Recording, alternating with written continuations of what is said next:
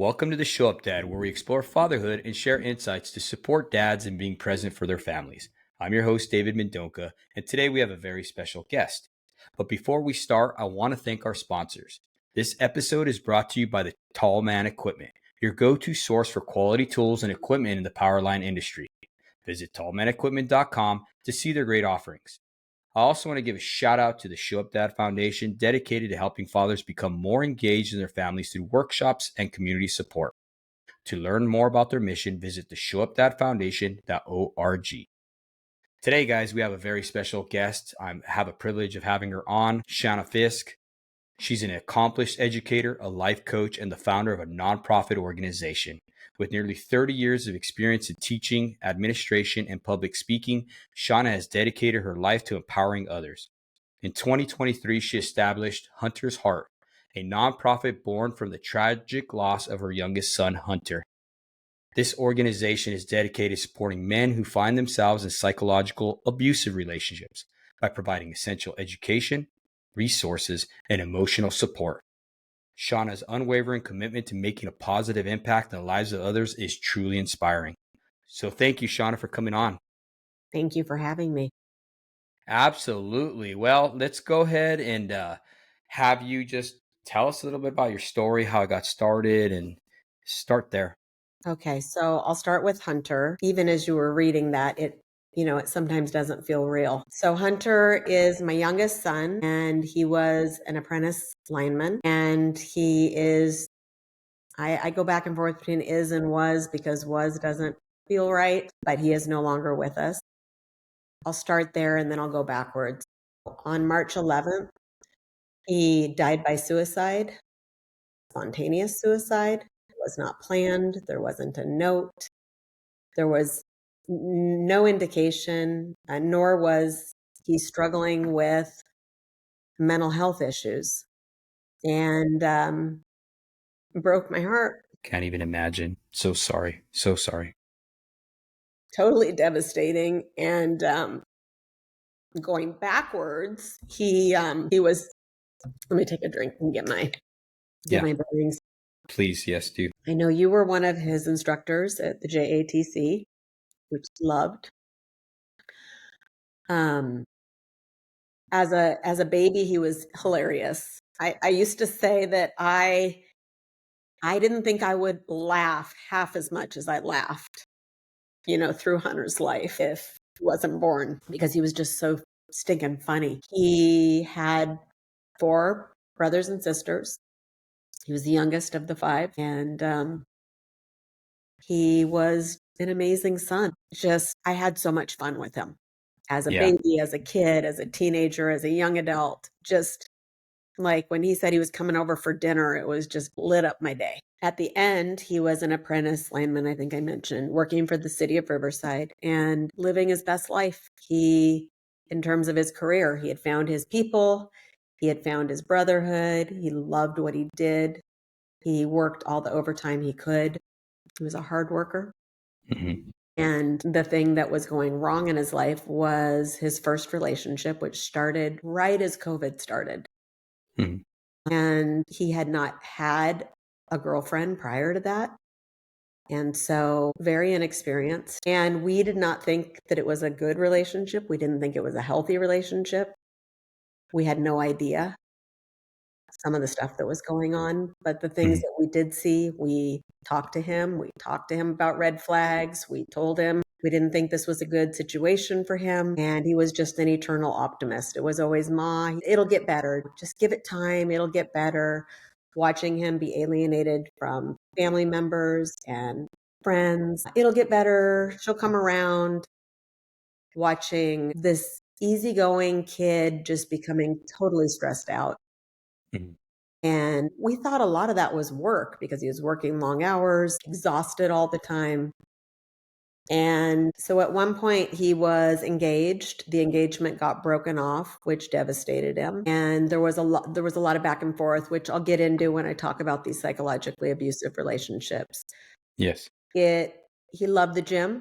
He loved working out. He was known for his muscles and his deep voice. He trained me for a period of time. He had a trainer probably for the last 5 years of his life. He died when he was 22. I actually just joined a gym today. I've been trying to go back to the gym since we lost him. And Yeah, it's been so hard I because can imagine.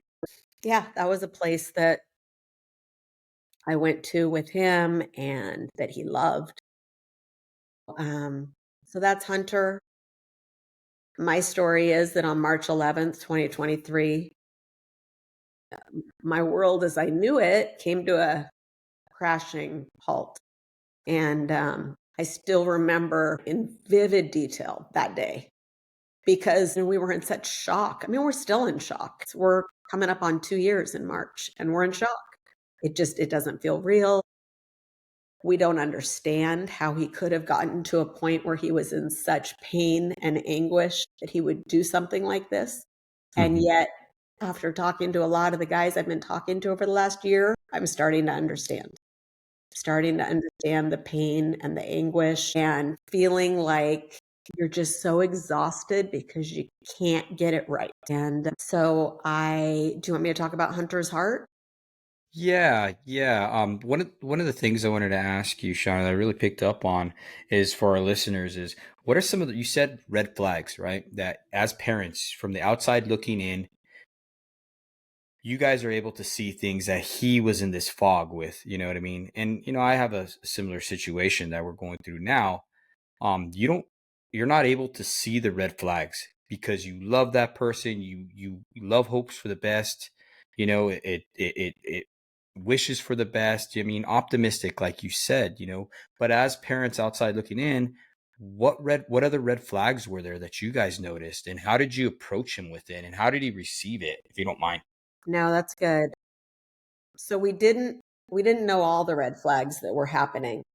The ones we did see were that we saw somebody who was very effusive and all in very quickly with him. It moved very fast. It was talk of marriage very early on. I remember a time that it was, I'll talk about this later, but the love bombing had come to an end because he came home. He was supposed to go somewhere with his girlfriend and he came home and I was like, "What are you doing home?" And he said, I need to change. And I was like, "Why do you need to change?"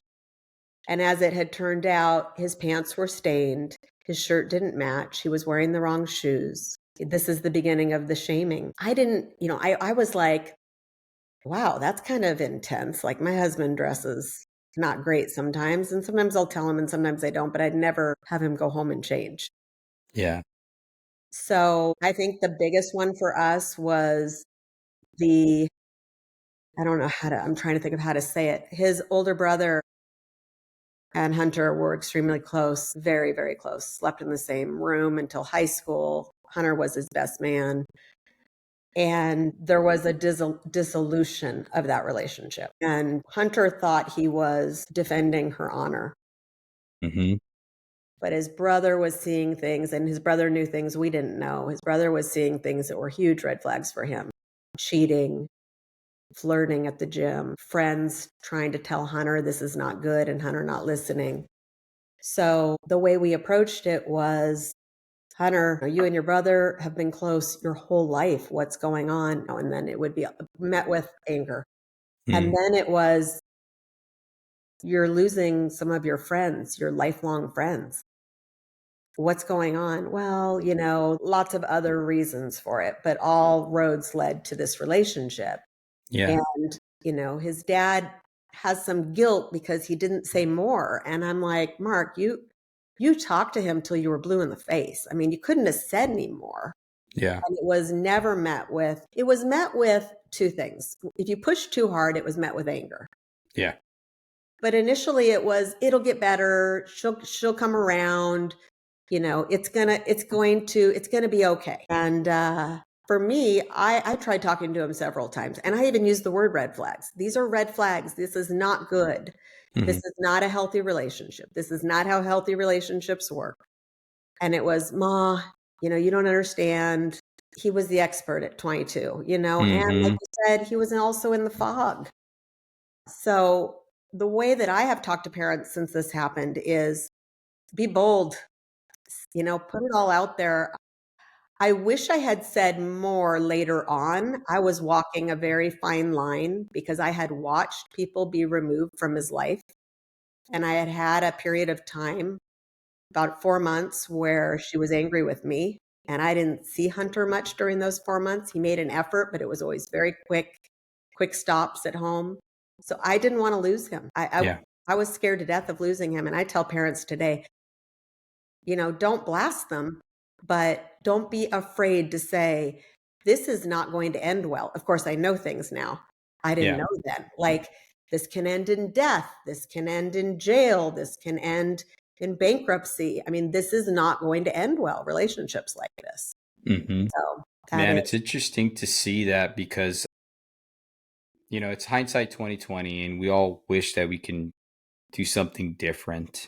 And I totally get that. I do. I like that you said that you're encouraging parents to say the hard things. And it's absolutely true. I know for me, my parents would always warn me. And, in that fog, you don't think about it. You do not think about it. You're just trying to make that person happy however you can. And it's that enmeshment that you find yourself in, right? You start segregating from your family, they start belittling your family. They start with the reverse psychology. Oh, your family doesn't like me, and it's constantly just defending them instead of seeing through that fog and being like, man, you're the issue. That's wow. That's exactly right. Everything you just said. And, I was just thinking while you were talking, I didn't realize that he was in a psychologically abusive relationship. Quite frankly, I didn't really realize that was a thing. And what I'm finding out in the last, year and a little bit is how many men are suffering in relationships like this. And it's excessive. I call it an epidemic. Yes, I agree. It is an epidemic. Do you have any statistics or anything like that you have as far as how many men are actually committing suicide after, in these relationships or anything like that? So I have seen some statistics from Local 47. They're not necessarily correlated to relationships. They are deaths by suicide, deaths by overdose, and then deaths on the line. And I don't have those numbers. I haven't gotten them yet, but I can tell you that deaths on the line are down here. Mm-hmm. By suicide are up here, and overdose. Anecdotally, the statistics that I'm getting are, and this is what I said to a room full of men last week, is you're either in a relationship like this, you've been in a relationship like this, or you know someone who's in a relationship like this. Those are my anecdotal stats. It's really hard to get numbers with men because of the shame. It is. It's a lot of shame built around it because we're meant to fix things and we look at things through a logical lens. One thing that I've learned is women are very, very emotional. Yeah. And we can't take what they say at the moment for face value. Because in that moment, they'll be, oh, I hate you. You know what I mean? The next minute, I love you. And it's just like this weird up and down, And if you get caught up in that, it makes you start questioning your own sanity. Yes. And with that being said, I think men need to really, really start focusing on those red flags that are there. I Yes. do. Yes. And men need to start sharing with other men what's actually going on. Mm-hmm. Because that's another big difference between women and men are when women are in a relationship like this, because of course it goes both ways. There are men who are narcissists and there are women who are narcissists. And women are in a relationship like this, they're calling their, best friend, their mom, their coworker, and talking about these things. They're getting all the resources because there's a million things out there for women. For the men, it's how are you doing? How you doing, Hunter? Oh, I'm fine. I'm good. And fine and good does not mean fine and good. Mm-mm. And I think men need to start sharing, need to get honest. when things are not going well, and other men need to push a little bit. Yeah, it's definitely true. I mean, men don't really want to open up about this stuff, you know what I mean? And when you bottle that all up and you feel like you can't talk to anybody about it, you just feel like you're going to explode.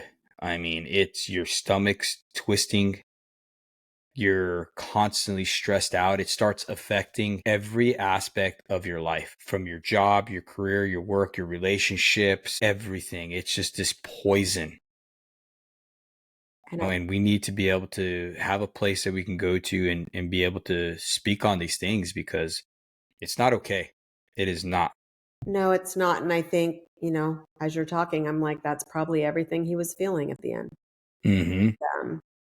I tell people, read his story on our website, and share it with other people, Mm-hmm. because I think people underestimate how dangerous relationships like this are. It's mind blowing.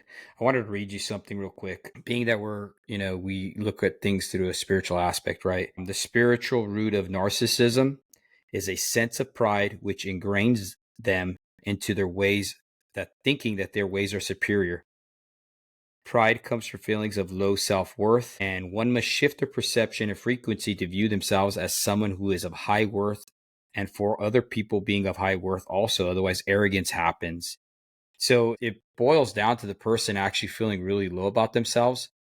So they have to actually put other people down, sense Yes. the shaming and stuff like that, or you're always the problem. Yes. You need to do the work. It's never any kind of accountability on their behalf. Yes. So the way a therapist explained it to me last week, I Zoomed with this therapist who specializes in narcissistic abusive relationships. Mm-hmm. She said, all narcissists are emotionally immature. Mm-hmm. Not all emotionally immature people are narcissists. I agree 1000%. Another way I've heard it say is that wherever there's been trauma or wherever the damage has been done that you haven't healed it, you will always go back. You'll never grow past that place of arrested development. So wherever you were stuck at, wherever the trauma happened, whether it be a divorce when you're 8 years old and is a horrendous divorce, right? That just tore your heart, just really broke your heart. You're going to stay stuck in that forever. And that's the lens you're going to look at all your other relationships. And you stay stuck in that arrested development. It's sad. It is, because unless you get the help, that type of bitterness, that type of anger, that type of resentment that you haven't dealt with from childhood poisons and bitters everything. Yeah. So as a mom or dad, and your child is in a relationship, look at the significant other. Do they have healthy relationships with their parents? Do they have healthy relationships with their siblings? Do they have friends? These are things that I didn't realize are also red flags. Mm-hmm. No, Red that's a flags good up thing. front, you know? Yeah, because your family of origin is where you learn. So, say for instance, if your dad was a narcissist, or your dad abused you, or your dad, for whatever reason in your head think that he abandoned you for whatever reason, right? Now you grow up with that pain, that wound, that hurt, and now you're carrying it out. Now you're like a wounded animal, and now you're lashing out on everybody, and you're covering it with this narcissistic behavior where everybody else is the problem, not you. Right. And the guys that I talk to consistently say that. It Mm-hmm. doesn't matter what they do, they cannot make them happy. I mean, they do in the beginning with the love bombing, but they cannot fix her. And they want to. They want to just have peace. They want to have harmony. They want to have a good relationship. They just want to take care of their woman. And this woman, this type of woman, will not be taken care of. Nope. Like I said, they're forever stuck in their arrested development. And it's our nature too to fix things. As Lyman, you said something earlier that we are the salt of the earth, right? And I agree. Our natural tendencies is to help people, to really help people, and whether it be getting their power back on, whether it be helping somebody change out their transmission. I mean, we can do anything as linemen, and I'm proud to be a part of this brotherhood. I truly, truly am. Well, And you should. we try to take that same can-do attitude into every aspect of our life, even our relationships, our marriages. Right. And I tell linemen, because I do believe that the linemen are the salt of the earth. These guys that I keep meeting, they're amazing. And they just want to take care of things. Like you said, they just want to help. And Hunter just wanted to help. When Hunter would help, when he'd be on a crew and they'd help get the lights back on, my gosh. I mean, it would just light him up. And linemen are targets. They make good money. They want to just take care of their woman. And they could just have a bullseye on their back. Yeah, that's always something that's real troubling. We make, better than most people in our living. And all you need is somebody who's not in it for the right reason to target you and see that you're good nature, see that you have everything to give to them, right? And then just totally just destroy it because their own family of origin and what they've learned. And instead of stopping generational curses, they continue with the same behavior. Yeah. And no matter what you do, if you're in a relationship like this, no matter what you do, no matter what you buy them, no matter how you take care of them, it will never be enough. Yeah, because they have that void. There's a void inside them that nothing's ever good enough. And I honestly believe that these type of people, these individuals, they don't even know what's going to satisfy them. They're empty. So they're constantly, you need to change here. You need to change here. You need to do this. You need to do that. You need to do this. And then when that doesn't fill their cup, then they start tearing you down. Yeah. And that's You're where the the bad guy. making happens, because you're like, what's going on? I'm not doing anything differently than I was a month ago. And everything's bad. I went from being all good, I went from being perfect, the perfect guy, to now I'm this and I'm that, and I need to stop this and that, and I need to start this and that. It's overwhelming for a guy. Guys are simple creatures. They just tell me what I need to do, and let's have a good life. It's crazy that you said that because I've had experiences with other men where they stopped drinking, they stopped chewing, they stopped pornography. They did everything they could to change for this person. And then the person winds up complaining about the person they changed to and seeks out a person that did all the bad hate behavior that they themselves didn't like. You know what I'm saying? So that goes back to showing that these people don't even, their mind is fractured. When I say that, I mean double-minded. The Bible says that a double-minded person is unstable in all their ways. So double-minded in the Greek actually means spiritually fractured. That's 1 minute they're all in, 1 minute they're all out.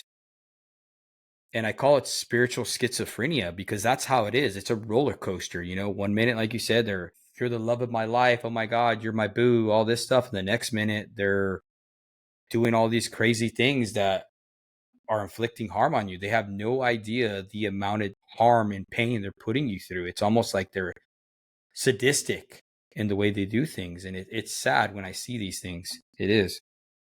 It's heartbreaking. And the stories that I hear, I was at an event this last summer, and a man came up to our table after I spoke, and he had tears in his eyes, an older man, like when I say older, like 70s. And I said, hi, I'm Shana. And he said, he kind of barely got out the words, I was in a relationship like that. And I said, oh, I'm so sorry to hear that. And he said, it was 40 years ago. As Wow. his eyes well up with tears. And I said, can you tell me how you got out? Because that's a big thing I'm trying to do some research on right now. I didn't tell him the research part, but just, can you tell me, how did you get out? And he said, I can't talk about it. And he walked away 40 years ago. Man, The kind of damage that relationship did to that poor guy. 40 years of carrying that baggage, man. Wow. So for you guys listening right now, just understand that you're not alone in this. There's nothing to be ashamed about. This happens to the best of people, both women and men, of course. But seek help. Seriously.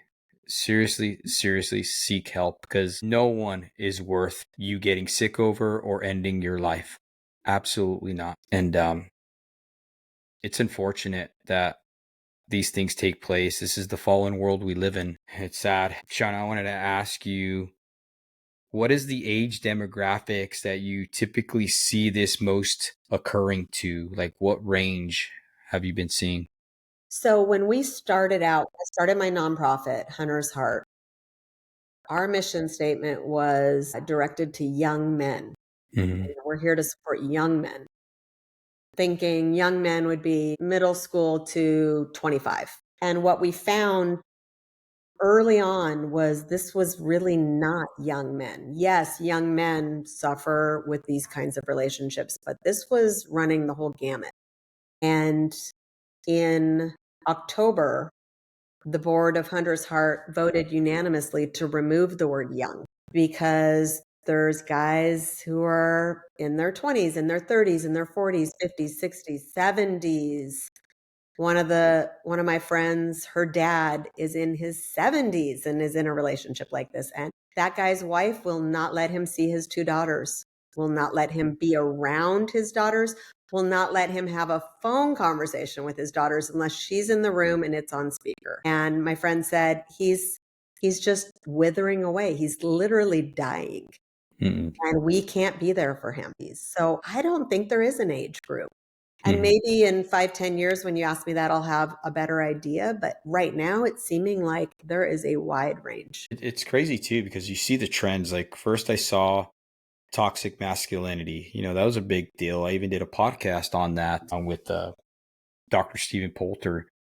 And we talked about, toxic masculinity thing. And then now all of a sudden TikTok feeds are, narcissism, reverse narcissism, gaslighting. It's like, it's just coming out of the woodwork, all these different terminologies that we've never seen before. We live in this information age where it's like information overload. You could look up something and it pops up, and I think a lot of times, because of this information overload, we don't know how to regulate it, right? Because I mean, if it's bad for our kids to even have a device for an hour, and we're adults, our minds are already stuck in a certain way, and we're on this continuously feeding all this information to us, not doing anything with it.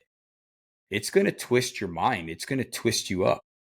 Well, and you're so susceptible to it. What's Yeah. crazy is when I started Hunter's Heart, I had to explain to people when I would go and speak, I'd have to explain what gaslighting was. They'd never heard of it. Mm-hmm. I had to explain narcissism. They'd never heard of it. All of a sudden, it's exploding on TikTok. It's all you hear now. Mm-hmm. And when I mention these phrases, everyone, there's acknowledgement, not everyone, but a lot of people know what I'm talking about now. And I was talking to this therapist last week who's helping us with some stuff for Hunter's Heart. And she said TikTok is what made it explode. Yep. TikTok made it explode. I And mean, so what I do on the Hunter's Heart Instagram page, the Instagram page is where we're the most active. And so I'll post pictures of Hunter, and things that Hunter's Heart is doing. And then I'll post quotes or little videos. And what I do is when I see quotes and little videos and little pictures of things that I would send him today, knowing what I know, I post it on our page. Man, yeah, I could definitely Just see how little that would. sprinkles. Yeah, a little bit at a time, just getting that information out there. And that's it's sad. It truly is sad. I believe that these people that suffer with this tendency, I don't believe there's any kind of help for them, honestly. Well, there isn't. So there's a spectrum, and I don't mean the spectrum, but so there's narcissistic traits, and we all probably have some Yes. narcissistic traits, because basically anytime you're selfish, it's a narcissistic trait. So you've got narcissistic traits, and then you go all the way to over, and it's NPD, narcissistic personality disorder. Mm-hmm. People who have narcissistic personality disorder are not going to get better from that. Mm-hmm. That is a personality disorder. There's no medication. There's no fix. They can be in lifelong therapy, which would be a wonderful thing. But typically, what happens with somebody who has narcissistic personality disorder is everyone around them ends up in therapy. They don't end up in therapy. That's sad. That is absolutely sad because they will never look at themselves in the mirror. They'll never say, I'm the problem. Well, they're not able to. They actually don't have the capacity to. Because think about it, the arrested development, if that happened at 8 or 9, yeah, they're programmed. Self-reflection is not going to be there. And, people who have, Hunter's heart is very specific to romantic relationships, but I, of course, hear stories about other relationships. And if somebody has a narcissistic boss, let's say, you'll see all the people who are under that boss in therapy. Yeah. But the boss is still doing what the boss is doing. Yeah. It's crazy. It's really sad, man. It's when you look at it through that perspective, my gosh, it's sickening. It really is. And it's heartbreaking because you've got a narcissistic mom or dad, and those kids all end up in therapy, but the mom or dad doesn't, because they don't see anything wrong with any of their behavior. It's their kids, or it's always everybody else when you're coming from that lens.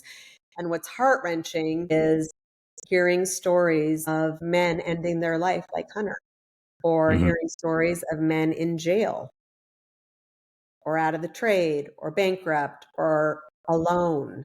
And those stories, I hear those stories every time I speak, and they still, they probably always will break my heart, because these men in particular, because we're speaking from the men's perspective, they don't know what hit them. No. They're like, I was just trying to be a good guy. I was just trying to take care of her. They are totally blindsided. Yeah. Imagine the betrayal too. Yes. So that's another red flag. Cheating. It's not that everybody who cheats is a narcissist, but if someone's cheating and then they're telling you that what you know to be true is not true, now they're gaslighting you. And that's a whole thing. Or like trickle truth, where they tell you a little bit and then. Yes. Yeah, yes. That's a very painful way of disclosure. Yeah, and I think it's like death by 1,000 razors, honestly, with the trickle truth like that. I see people that are narcissistic. One common thing is that it's a self-protection mechanism.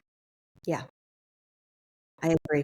It truly is, especially like from a wound, like a father, right? It's one thing to experience that rejection and malice from a brother or sister, but when that rejection or malice comes from a father, man, it is deep. It is deep, and it just really, really traumatizes your children when they have to experience that. Then now they're creating this personality disorder where I have to protect myself. This is how I'm going to protect myself. I'm going to admit nothing, deny everything, and make counter accusations, literally. Yeah, and there's some stats out there about narcissists. A lot of them come from a narcissistic parent, and they become narcissists. But it always originates, I shouldn't say always, usually originates from some kind of trauma or repeated trauma. Well, think about it. The house is the ultimate training ground. That's where you're learning all your skills to be a person of substance in the world. You know what I mean? Part of our jobs as parents is to train our children up in the admonition of the Lord and try to help them to reach maturity, to have values and goals and good character and morals. And when you're at that age and you're growing up with this narcissistic mother or father, they're the ones who are the image bearers of who you should be. So now your brain, right, is developing all these little ruts in it to where you're picking up their personalities. You're picking up their tendencies, their ability to lie, to manipulate, to gaslight. And now you grow up, you fall back to that because that's your arrested development. And now that's what you do. And honestly, it's like a river of mud. It just continuously goes on. And in your wake, you're creating damage. Yeah. You're creating, it's the generational curse. Yeah, it is. You can usually trace it back. Yeah, absolutely. How is Hunter's heart now through I know you're going out there and you're bringing awareness to this, but what's the next big thing for your foundation? Like what are your plans for it? Like what's your vision? We're working right now, we're really vigorously working on our resources and boosting those up. And that my meeting with the therapist was it's to help us with our resources. Mm-hmm. So our last big thing was our quizzes. And now there's quizzes on our website on huntersheart.org where you can take a quiz if you think you're in a relationship like this, or if you're the loved one, you're Mm-hmm. the parent or the friend or the foreman of somebody and you think they're in a relationship like this. There's 2 different quizzes with next steps. In terms of the next big thing, I mean, for me, this is what I tell people is, and it's so true, is I'm standing in the gap for Hunter. Mm-hmm. So my mission, my life mission has changed radically. And Hunter wanted to help people. So I am trying to help people. And whether that is one guy at a time, one heart at a time, one DM at a time, one phone conversation at a time. I don't want to think too big and I don't want to think not big enough. Mm-hmm. It kind of took off without me. Like I was not expecting to have as many speaking engagements and as many conversations as we did this first year. We've only been around since October of 23. So what is that? 13 months? Yeah. So sometimes I think about, wow, maybe someday I'll do a TED talk or I'll, be on focus on the family or, where I could really reach a lot of Mm-hmm. people. But I don't know. I don't know. I'm kind of leaving it open. I'm trying to, since this platform is a Christian platform, I'll Mm-hmm. go there. Hunter's Heart was downloaded to me by God. Mm-hmm. It was not something I wanted to do. April, May, June, July, August, September, October, 7 months after I lost my son. Mm-hmm. At the time, I was barely getting out of bed. And it was a relentless, you're doing this. And people coming around me, my son, a week after we lost Hunter, saying, Mom, I know you're going to start a nonprofit. And when you do, I want to be involved. And I'm like, I can't even brush my teeth right now. Yeah. So I have gone through a real rough time with God. And Mm-hmm. I will get emotional because, I've had a hard time. Yeah. We raised our kids in a Christian home. Hunter loved the Lord. I, without a shadow of a doubt, know Hunter's in heaven, and I can't wait to see him Mm-hmm. again. But, trying to figure out how did this happen? Why did this happen? Why didn't you let me know, God? Why weren't there more indications? That's been hard. Yeah. So I'm not going to say I've been angry with God, but I've been hurt by God, really hurt. Yeah. And my husband, is in a different place. So he's like, do you want to go to church with me? And I'm like, no, I don't want to go to church. I have tried to go to church a few times and I start bawling during worship. So, Yeah. my heart is still soft towards God. But we went on vacation 2 weeks ago in honor of Hunter. We took the vacation that he was planning. And I had some moments with God and I had some conversations with my husband about the difference between faith and trust. And I was really convicted on this vacation that I need to get my act together. Yeah. And, God has been walking along. It's like the footsteps, God's been carrying me. And Yeah. it's time for me to, I've been obedient. I've been walking through every door that's opened, but kicking and screaming sometimes. So that's a long answer to your short question that I'm Mm-hmm. going to leave it open to whatever he has in store because he seems to do a better job than I do. A lot better. I love that you say that. Yes, he promises to exchange our ashes for beauty. And I know without a doubt that we serve a great big God. So when you have these questions, God can handle it. When you question him or even being angry with God, you can handle it. He could handle it. I had the same conversations with my wife when she got sick and she was extremely angry with God. And I tell her, man, we serve a big God. God can handle you being angry with him, but he wants to hear from you. That's what he wants. He wants you to turn to him so he can comfort you. He is the God of all comfort, and he will. And he is, and he's walking you through this every step of the way. The Bible says that he is a light unto our feet Doesn't mean he's lighting up the whole way in front of us. It's a light right there at your feet for you to do what? Take the next step. And he's going to lead you and guide you as long as you keep acknowledging him and putting him first. He's going to show you the way, and he's going to bring little indicators that you are doing the right thing as he's been doing, because God is faithful. And I know all that to be true. But what you know and what you feel are two different things. It can't go based on your feelings, but it's been a rough year and 9 months. Yeah, I can't even imagine. And he says that he takes every single tear, and he puts it in a bottle. He cares for you. He knows you're hurting. It broke his heart when that happened. It broke his heart. The one thing that I even for me, going through all the stuff we're going through and everything like that, I have to keep telling myself that no matter what, God foresaw everything, and he can't change free will. That's one thing. As much as he would love to do, he can't change people's free will. He can't. He wants people to. He wants you to change. He hopes for the best, but at the end of the day, that free will thing is just, it's hard. It's hard to wrap your brain around, It is. Truly is. But I'm so thankful that I get to meet people like you, and even through all this tragedy and everything, exchanging ashes for beauty. God is allowing you to meet so many people and be the voice for Hunter, to be that trumpet out there, to be able to warn people about this stuff and let people know that, man, there is resources, and there is some very unhealthy people out there, very unhealthy people, bringing awareness to that. I mean, we cannot no longer walk in this life blinded and thinking stuff is okay, because that type of behavior is not okay. It is not okay. No, And it's not. It's not. And if I can help one mom, one dad not have to go through what we went through on March 11th and every day since then all of this is worth it. Absolutely. Absolutely. All of Hunter's heart. Sorry, not to clarify, not all of losing Hunter. Yeah.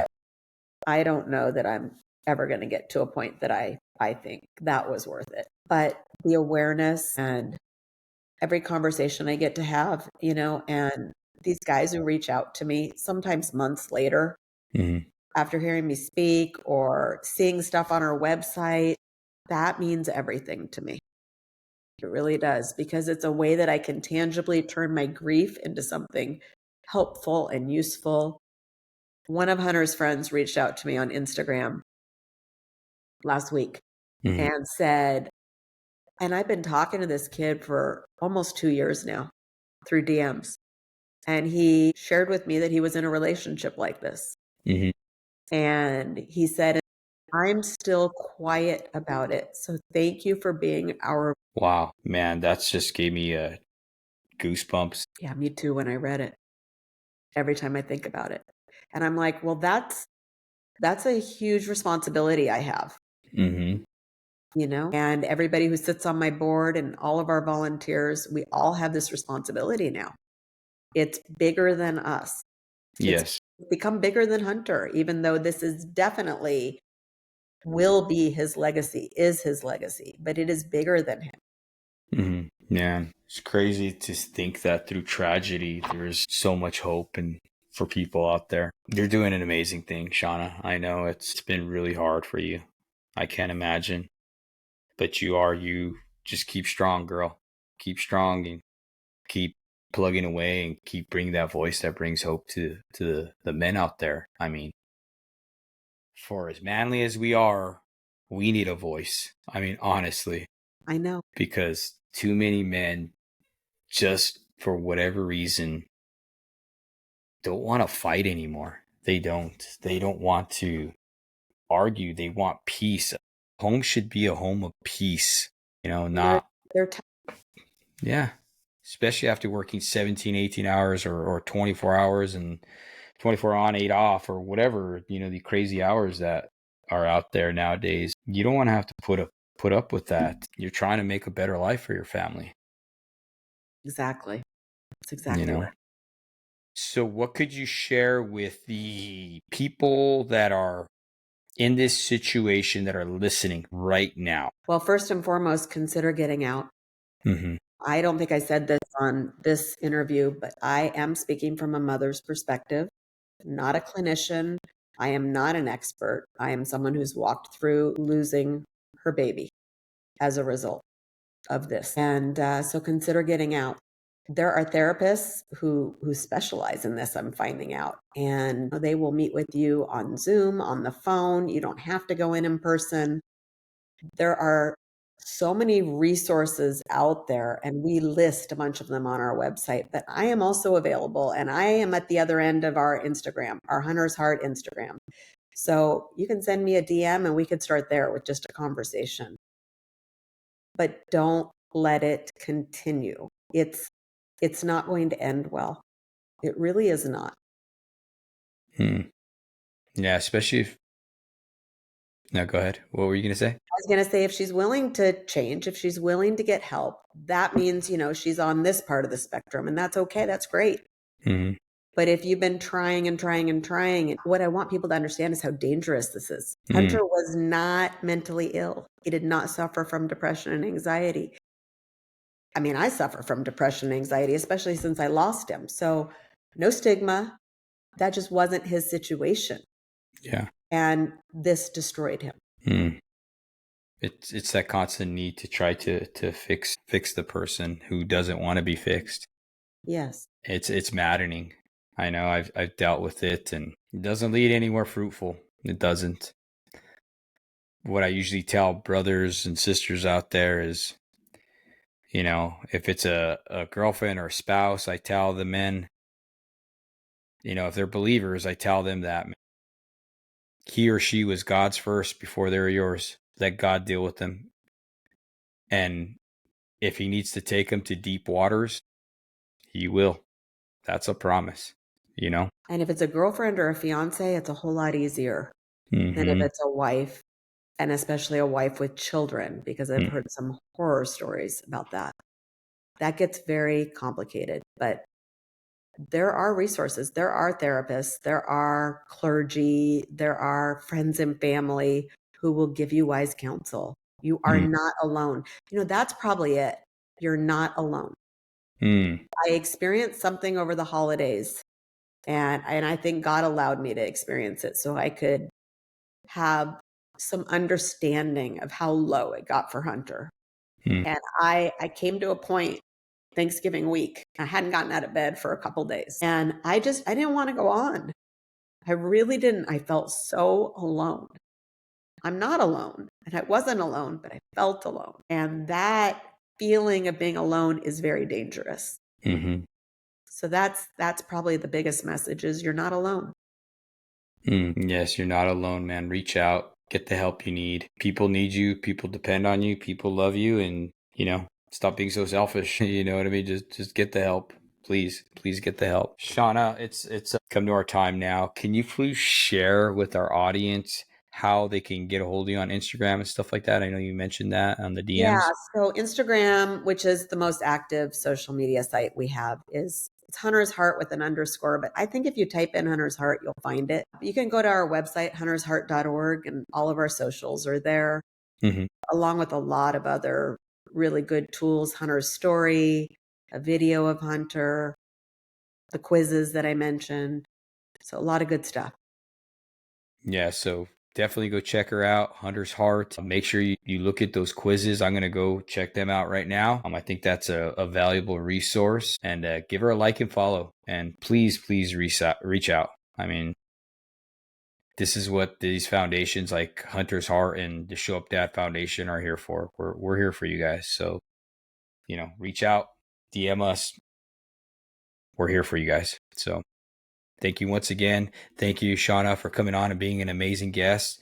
And God bless you in your endeavors. Thank you.